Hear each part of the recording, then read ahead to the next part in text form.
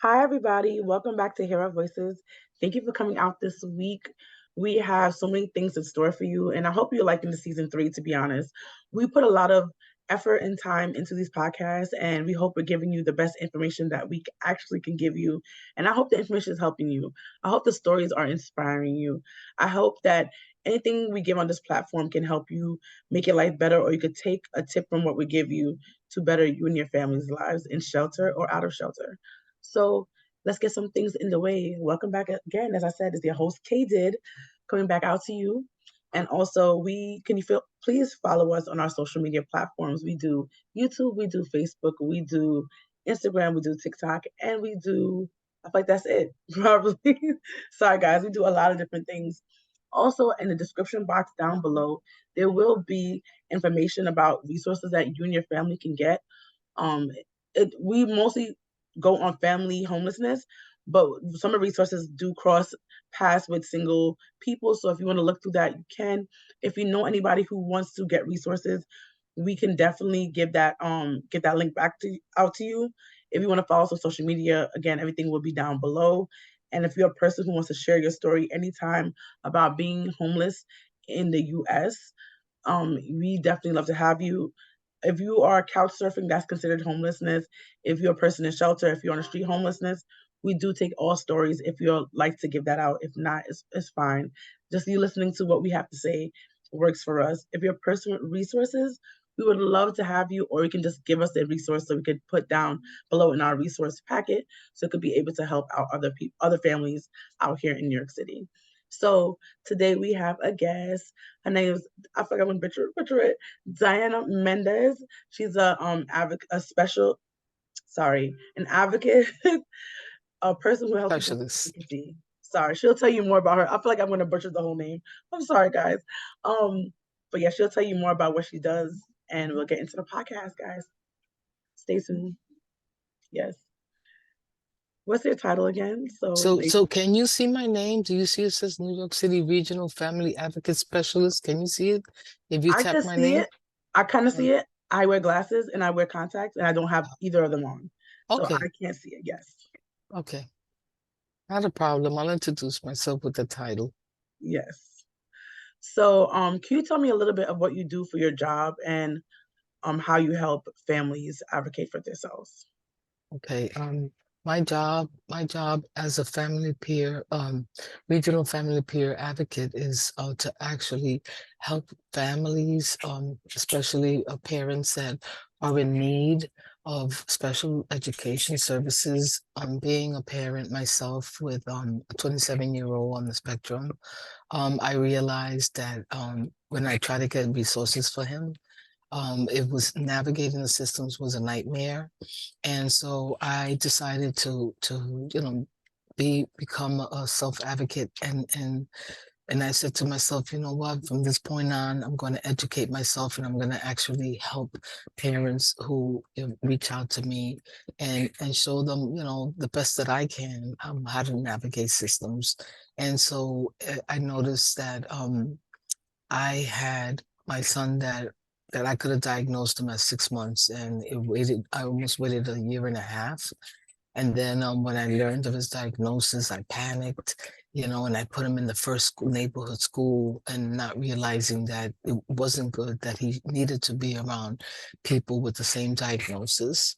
And then I also noticed that there was a disparity with the classes. There wasn't inclusion classes, which are usually you have 20 kids mixed together with children with special needs or learning differences. And I noticed that although my son was in a 6 1 to 1, which means 6 kids, one teacher, one special ed teacher, he was picked for an inclusion classroom, but the problem was that my local school in Queens did not have inclusion.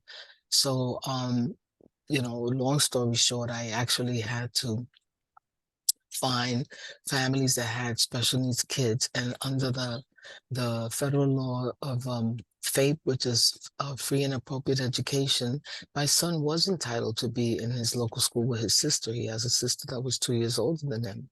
And Mhm. so I fought with the principal. I got involved with the superintendent, and one thing that I do want to say is that we all are entitled to the Americans Disability Act to learn the laws, learn what No Child Left Behind means, know what IDEA means, which is Individuals Disabilities Educational Act. And so when I first started to learn more about my son's challenges, which were behavioral challenges, he wasn't really able to sit and learn, and he was distracting his sister. I fought to get applied behavioral analysis, but the problem was that the school was not gonna allow me to get those services because he was already in a specialized classroom. So I actually, you know, fought through an impartial hearing, and I was able to get, some ABA teachers in my home.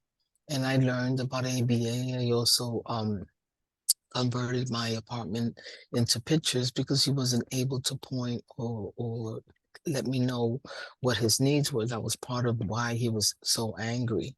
Right. So I basically, once I learned everything that was going on in the services as he got older, I realized that the services were getting harder and harder. But I also educated myself, making sure that when I sat at these meetings, I would not just sit with the special ed teacher, the speech, the counselor. I was prepared by having a 6-inch binder in Oh, which, wow. yes, a 6-inch binder, and inside of that binder had all the doctor's reports, all the special ed evaluations. I had proof of all the documents back and forth that were certified that I had sent to these different facilities, asking to get help. I Right. also um, I also made sure that I had a picture of my son, that an 8 by 10. And so when we began the process of sitting down with this IEP, which is Individual's Educational Plan, Hmm. and there's also another one. If you get your child diagnosed early, that becomes an early intervention plan. Yes. Either way, I learned, through going to meetings, that when I present myself, I was prepared, but also I would have a picture, an 8 by 10 of my son, and I let them know that this was the individual, that he was a human being, and this was the individual that was needing services, and he was not able to verbalize. So I was here as his advocate, to get what I needed. Now, my son was diagnosed with autism, Hmm. and if anyone does want to learn more about this diagnosis, what helped me was when I first learned about the diagnosis, I was numb, I was scared. It wasn't something that people were talking about back in 1996. And Right. so for like a month, I just shuffled around, but at the same time, I watched how my family was just going downhill. And so I said, that's enough. I got to do what I got to do. And I went to Barnes and Nobles, and I would say by fate, by luck, I found the book called Thinking in Pictures, The Story of Temple Grandin. And in doing so, I read the book front and back, and I converted my living room into pictures. And the Hmm. pictures that I had were the things that he needed. Right. And I also took pictures of him because he loved as a young kid to read. He loved Thomas the Oh, Tank. He loved books. So I had all of that. And looking back now, I can't believe it took 5 years for him to point, and I was devastated, but I was determined to help him regardless. And if they said no, I said yes, and I gave them a why. And right. what I realize now, looking back, that if we invest on our children, whether it be a child with bipolar, with mental illness, with autism, with speech delays, with dyslexia, that we can actually invest in the money now, and Right. we will see the how all this work that we put in, and yes, of course, it costs money, but at the end, they do prevail. And I gotta say that my son is a perfect example of that because he went from not speaking to becoming a motivational speaker, Oh, to wow. becoming, yes, to becoming, Oh, he went to school. He does poetry. He does public speaking, and he's now a provisional youth peer advocate. oh, So he's like, you know what? I need to pay this forward. that's nice. Unfortunately, he was bullied like many our children are Yeah. when they're on the spectrum. So he does suffer from post-traumatic stress, and that's okay. He's got his good days and bad days, and Right. I just roll with it. And actually, he just moved about 2.5 years ago on his own. Okay, So fancy. he moved in an IRA, and with a friend that he knows, and now he's looking to move independently. But Mhm. he shops. He's working right now with a youth, and it's very gratifying, and it was a long journey. But what I want to say is, don't give up and educate yourself. There's a book called The Commissioner's Regs on Special Education. And when I would show up to these meetings, besides having the binder with everything that was organized from the most recent to when he first started with early intervention, but Yeah. also, working, you got to work with them. You can't go in these meetings as upset as I was because he wasn't getting the services that he needed. It's a give and take. And so you can't go in there angry, upset, because it doesn't get you nowhere. So the advice that I want to give is be prepared. And the way I looked at it was like, oh my God, looking back, there were like 7 people in the room against me and my husband. And but look at the results. So never give Right. up, never give up. Right. Educate yourself. When I would go in these meetings, I had the binder, I had his picture, and then I would take out little booklets, and those booklets were the Americans Disability Act law, FAPE, Free and Appropriate Education. I had the booklet No Child Left Behind. I had a booklet with IDEA, Individuals Disability Act. And then inside the book, I had the most current IEPs. Now, what Okay. I found and I experienced one time was I was getting ready to have his plan. You have it every year. Right. And as I'm comparing last year's goals page by page, I realized that, they had recycled his IEP. So the advice that I give to parents is Right. when you see, like I saw that now my son was holding a pencil without supports, and I'm like, but why is the same thing on here? He's moved Right. on to a pen. So my advice is, as tired as you are, before your meeting, a month before, you prepare yourself, you go through each and every piece of paper.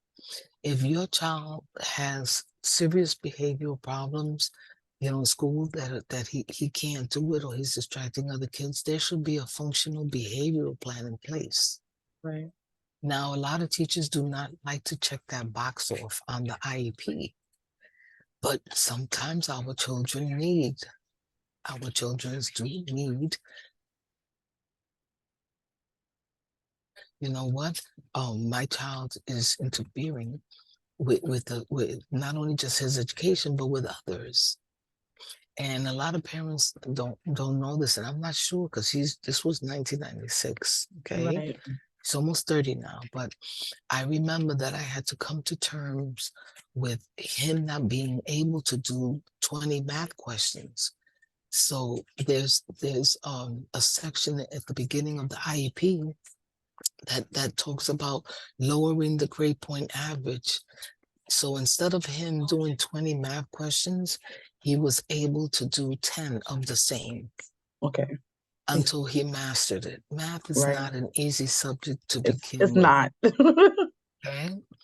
And thinking back now as I say that, he was in school. and still struggling with the math, and then the statistics came into play.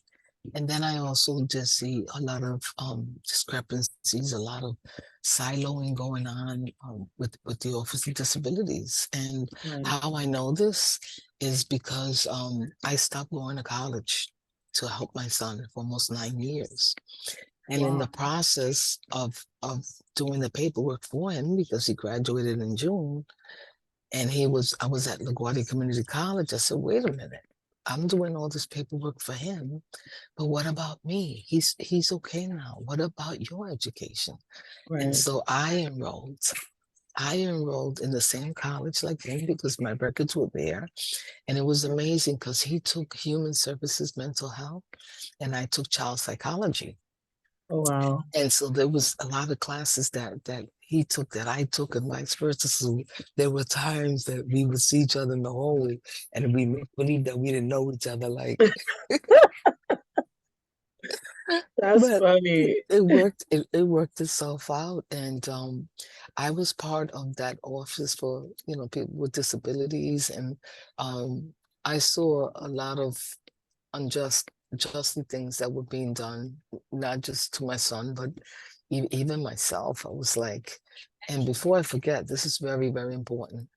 Right. When your child is like 14 years old, 14, 15 years old, and he does have a disability, and you're going to have that triennial IEP, which is basically they the school team is going to sit with you and decide what is it that your child wants to do. Does your child want to go to college, or does your child want to try a different profession, or just strictly work in construction, which is okay. Right. But a lot of people miss this opportunity, and I would say that the Department of Education really has to take into consideration to let the parents know not to try to miss this meeting, even if they have to do it in the evening. But this meeting is important because this is the roadmap for them when they become adults. Mm-hmm.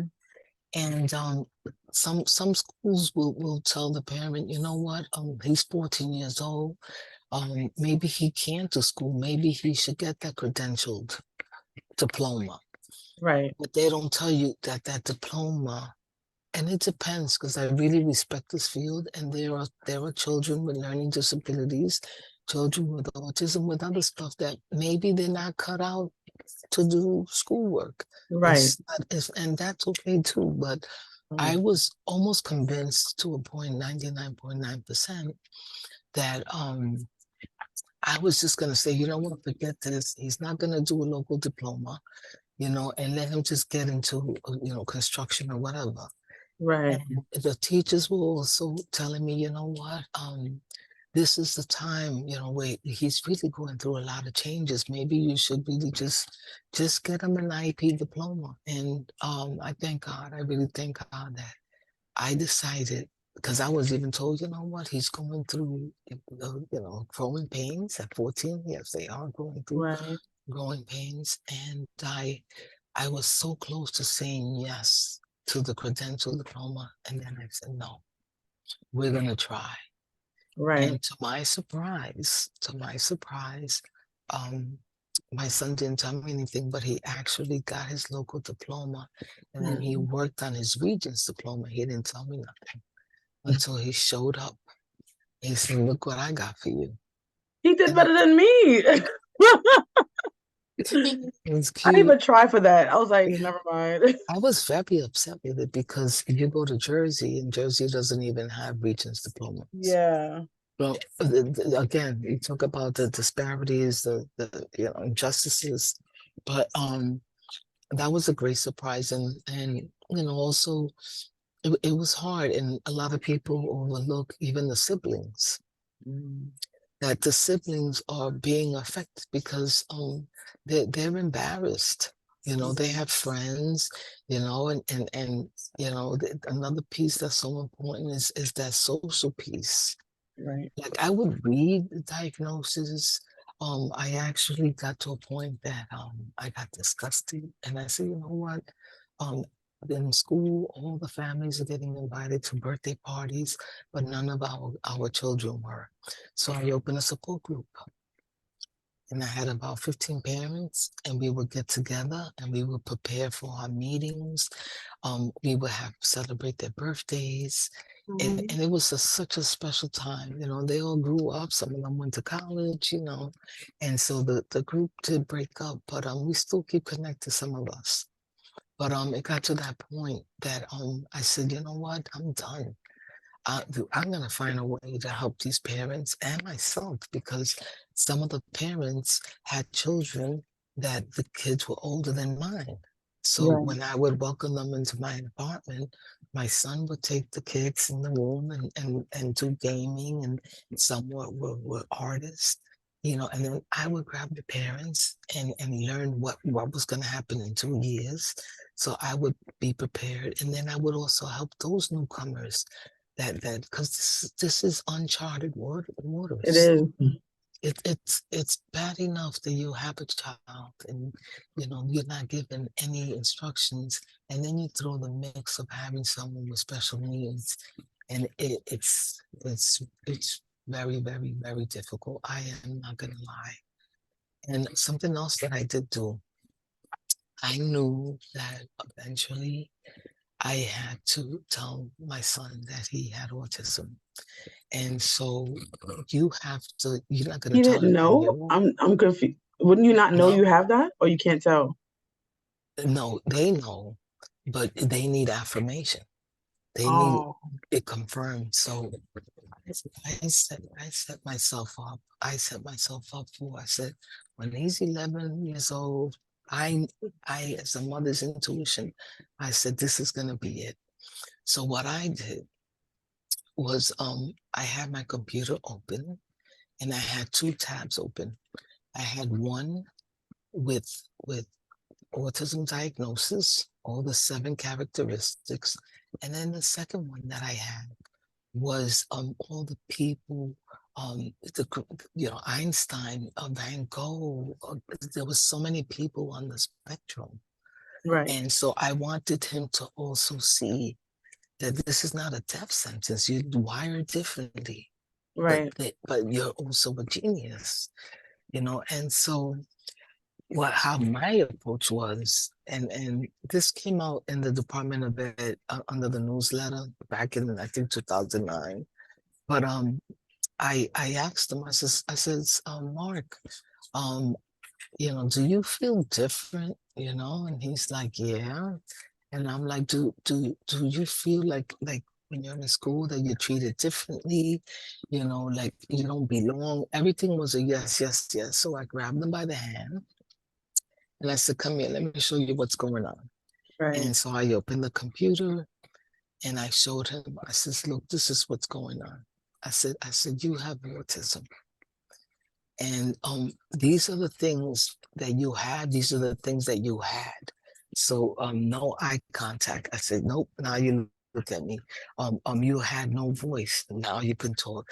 You couldn't play with other kids, now you could do that. So I showed him that, let's say, out of the 10 characteristics, he was down to 3, right, and that it was okay because we're all unique.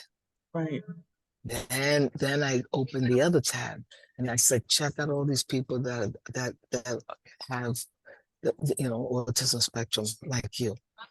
And then as he was growing up, um, my advice also is never look at the disability, but look at the abilities. What is it that they like? right, Now I noticed that Mark was into books. Okay. right, And so, and I also videotaped them because I could go back and I could really see, where I was going right, where I was going wrong. But I noticed when it was time for Christmas and we would all get together as a family, unless it was Thomas the Tank, because that's what I use as a reinforcer.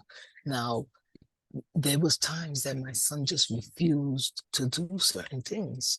So I would invest, I'd take him out, let's say to Rockefeller Center, wherever they sell toys, 99 cents toy. And if he saw a toy that he liked, I would buy it and I would use that.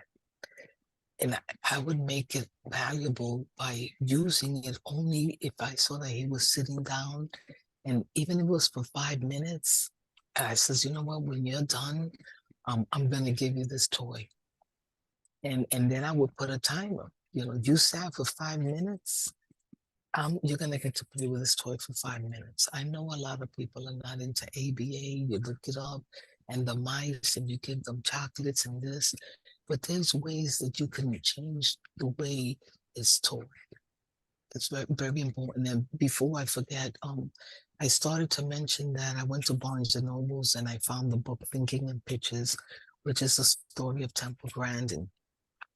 And so, as I said, I used that book to help me with my son, and my husband and I, we put the living room into almost a preschool.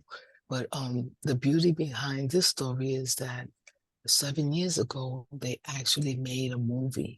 So if anyone wants to learn more about autism, the movie again is called Thinking in Pictures, and the actress that plays Temple Grandin is Claire Danes, Clare.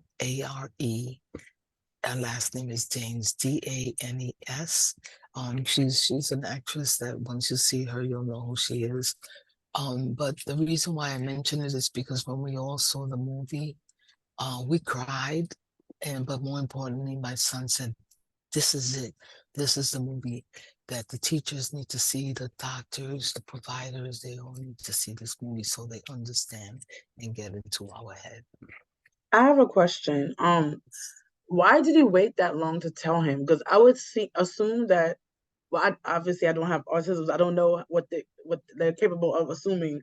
But why would you not tell your child younger than telling him so late?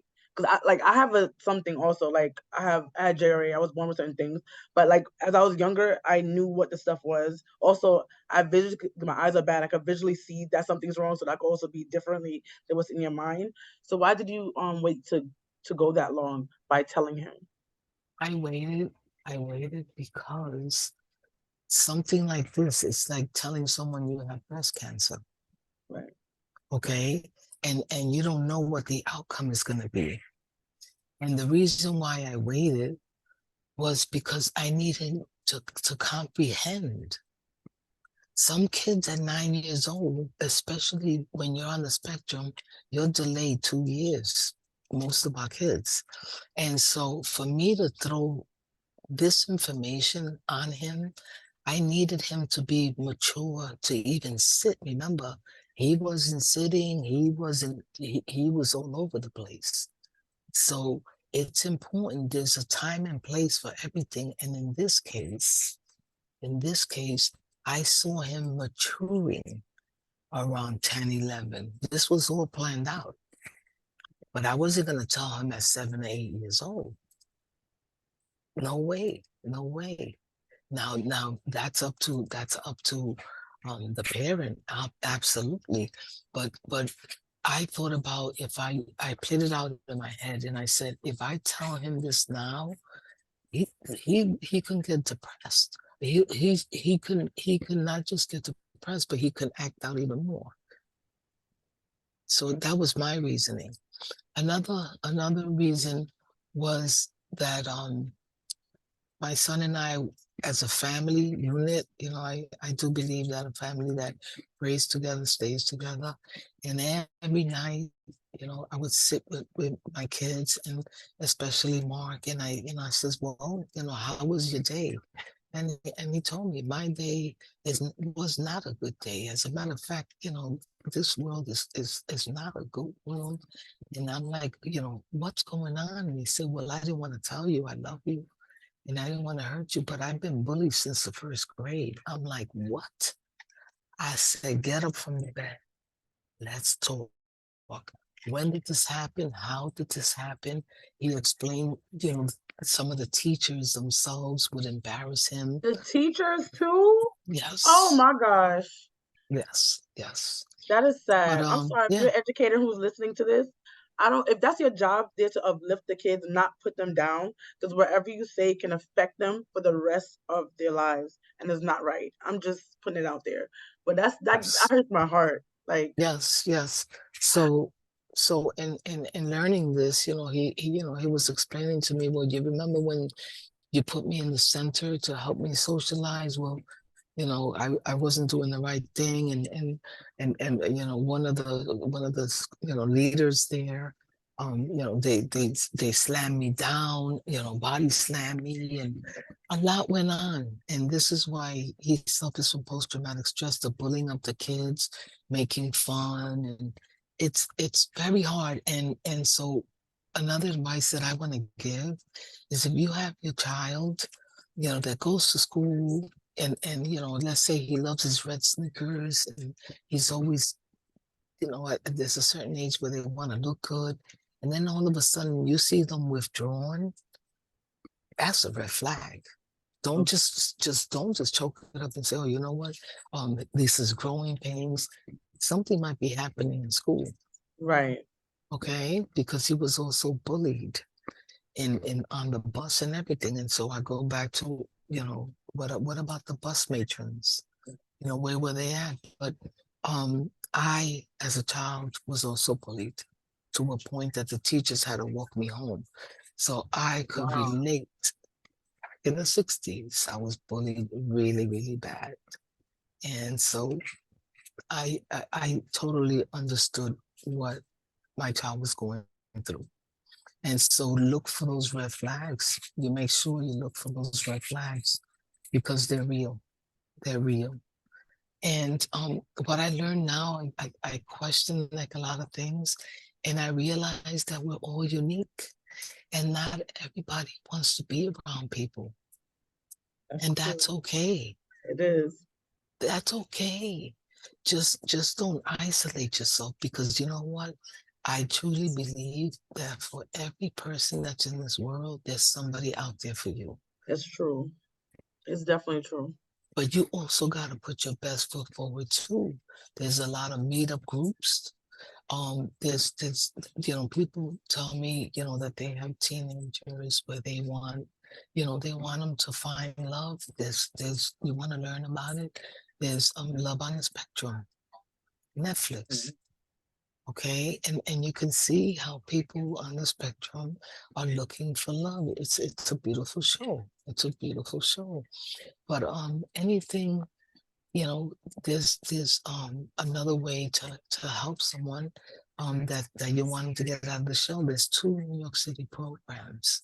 Those programs are called Epic Players, New York City Epic Players, and then you have the All Stars Project. The Okay. All Stars Project is well known, and what it is for inner city clubs, kids from New York City, Mhm. and they teach you how to do acting.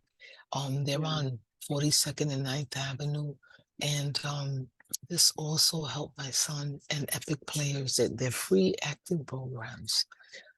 Get them involved, get them out of their shell. There's acting classes in schools. There's plays that children should get involved with, and it's not just on the spectrum. Anyone with any disability should have the right to join these classes. Right. Just like anyone, they should be able to play basketball with their peers. We don't see enough of that. And it's hard because as a parent, caught between a rock and a hard place, because you need them to fall, you need them to learn. They get embarrassed if you're constantly, rooting for them, advocating for them.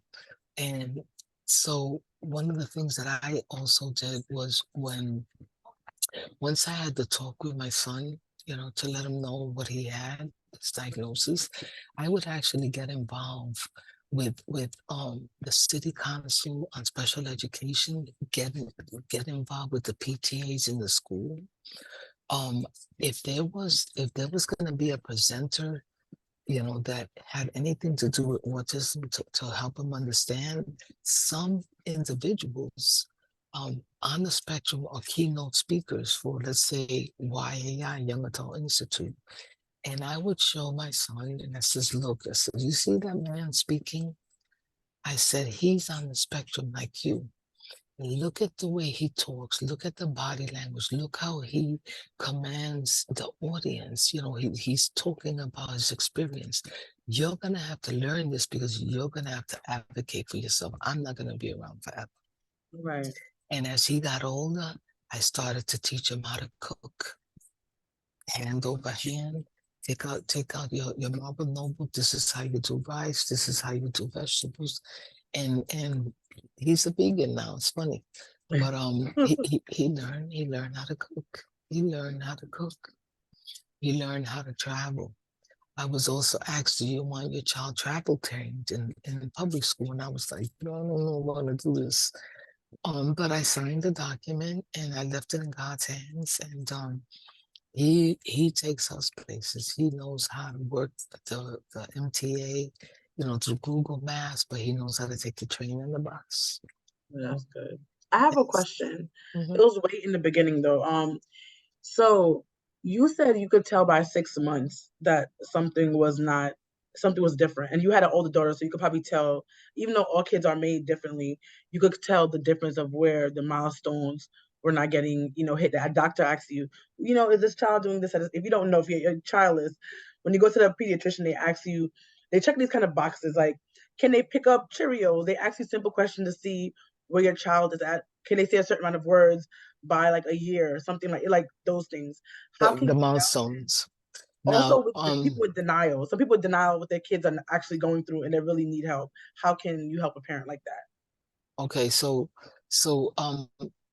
I lucked out because since I had a daughter that was 2 years older than him, I noticed that he wasn't doing the things that she was doing. At a year old, she was doing puzzles, she was talking to me, and I would put them both in the same playpen.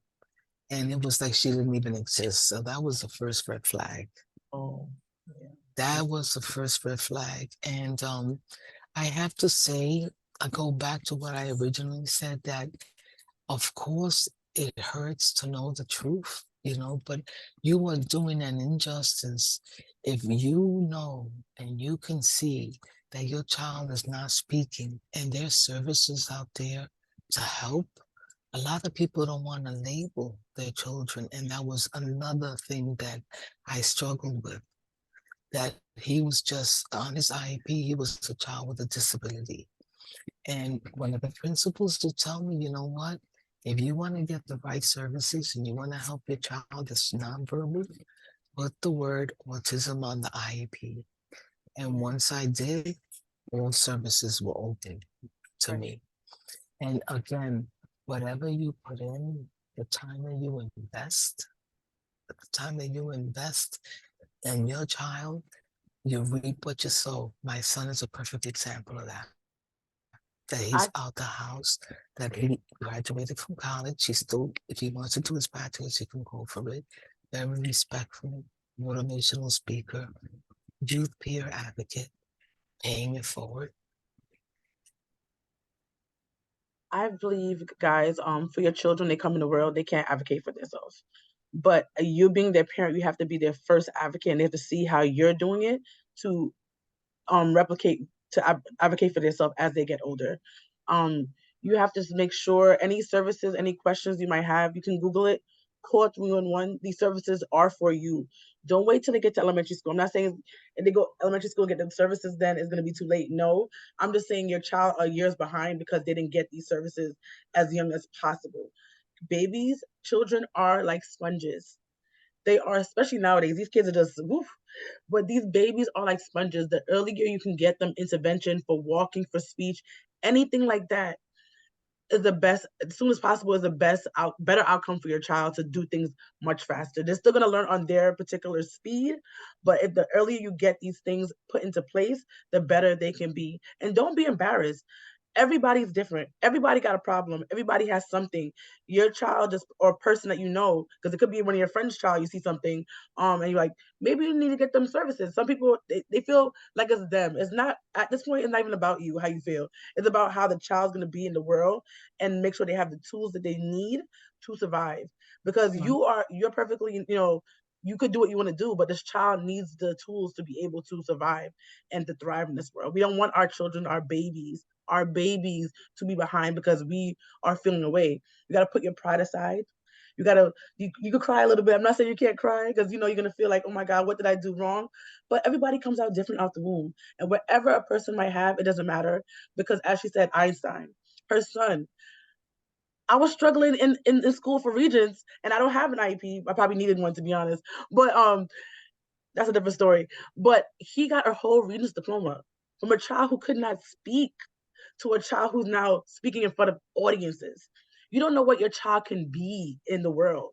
If you don't give them the tools to be the best them they can be, they will be nothing. They won't get far. But if you give them the tools that they need to be, just go for the stars, they'll become amazing people of society. And having a disability, having these things, it doesn't matter. It's what you do with it. It's how you bring them along. It's how you make them know that no matter what you have, you're still okay. You're just as good as anybody else around you. If just one thing is different, okay, who cares? Those people, they tend to be the most sweetest people. They tend to be the most inspirational people because they've been through worse than a regular average person, and they are doing better than a lot of people. Let's be honest. So Mhm. please, please, please do not deny your children the things that they deserve. She gave you some excellent information about where to go. Like, we're gonna get a little bit more into that, but where to go for these things. Make sure you know the rights, because a lot of times people, let's be honest, some people are lazy. They don't want to give you all that you need to get. But if you see certain things on your IEP, like she said before, that he could write with a pencil at this point. It's like he still no. Make sure everything what you need is updated. Because if it's not updated, they're gonna be still going back on the old things, but he needs to be progressing. That's holding your child back. And you don't want that to happen to you. Make sure you keep on top. I know I don't have a special needs child, right? But she has other stuff going on. So it's like, make sure you, if they don't get you one day, call and say what's going on. Hi, my child needs this. If you have to be that annoying, they said the squeaky wheel, be that squeaky wheel for your child, because they can't speak up for themselves and you have to do it for them. And you saw how she did it remarkable. She had a whole binder.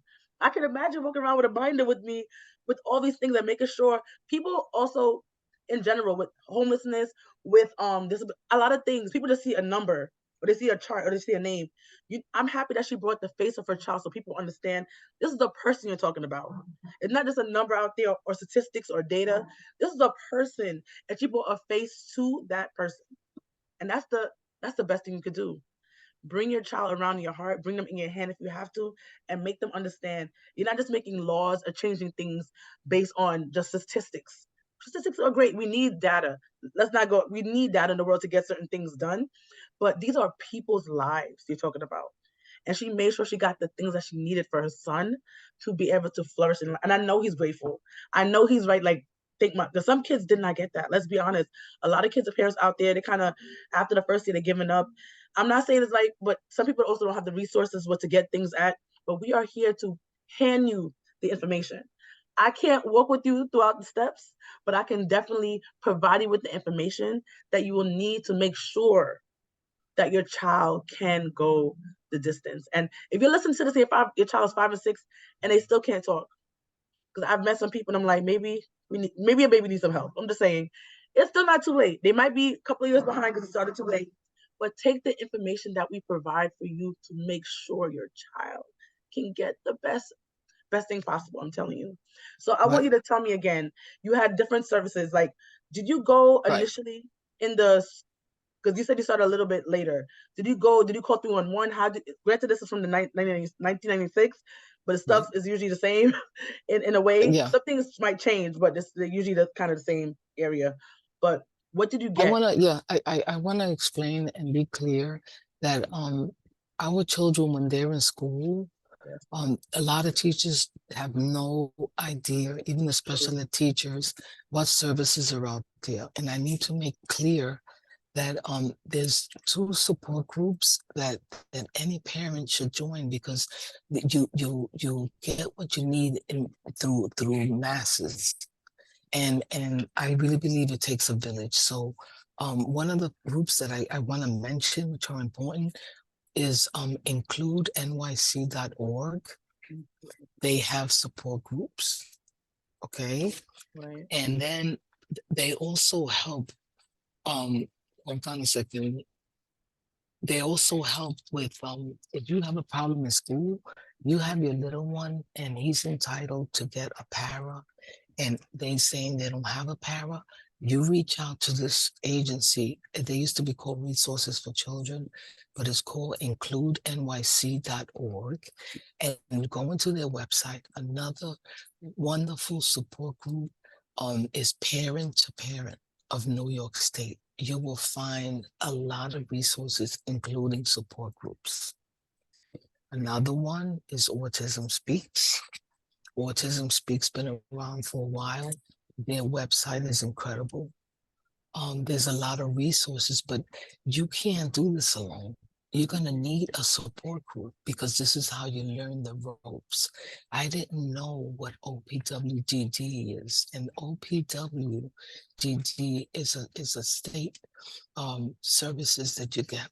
Okay, and that's the Office for People with Developmental Disabilities. Okay.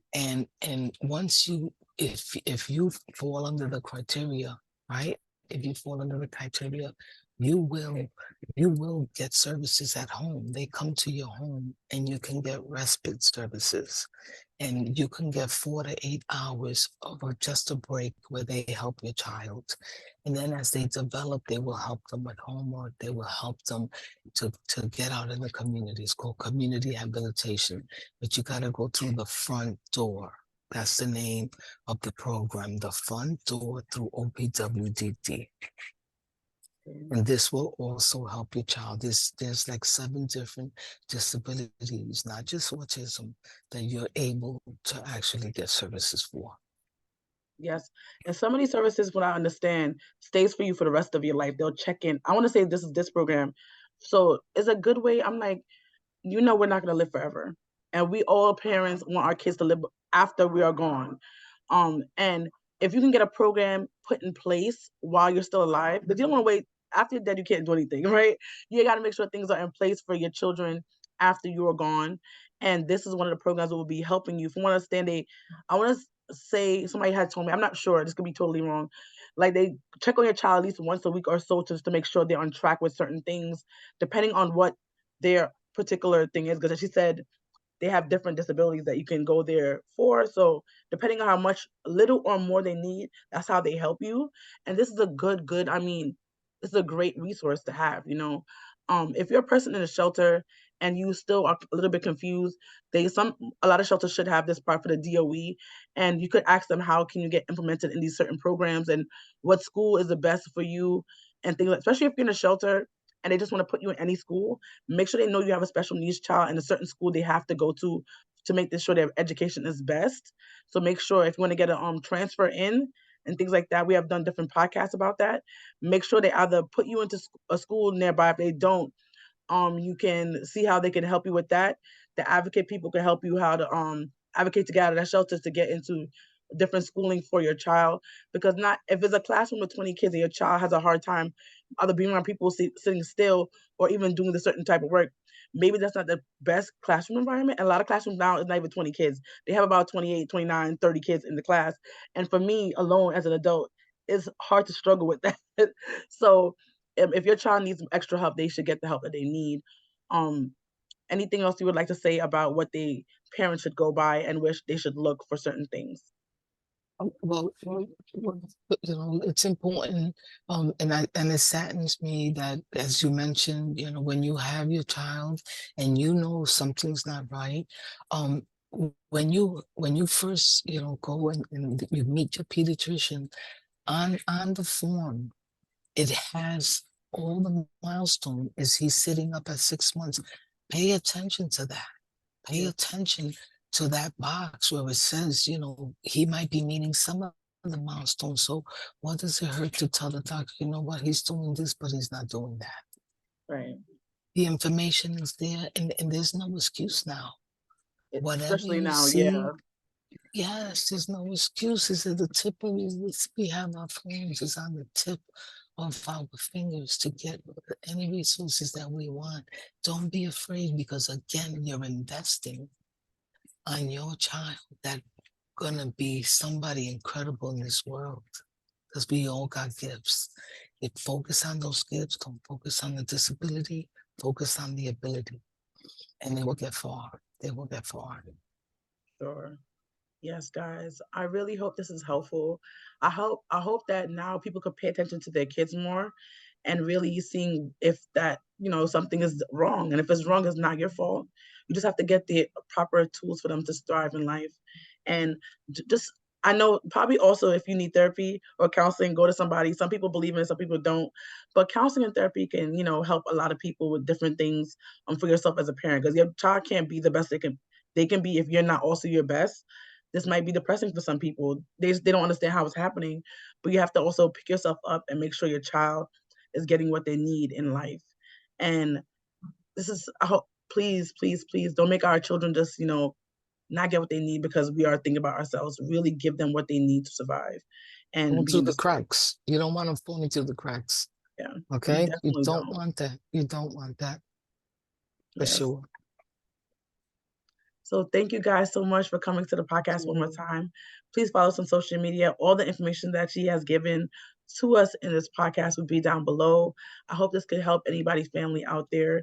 If you're a person who knows a person who might need this, probably you want to say it like, your child needs help. Probably just send them over this podcast and hopefully they can get the picture about what they might need for them and their families. Please tune in next week to our podcast and thank you for being amazing people. See you guys next time. Bye. Thank you. Mhm.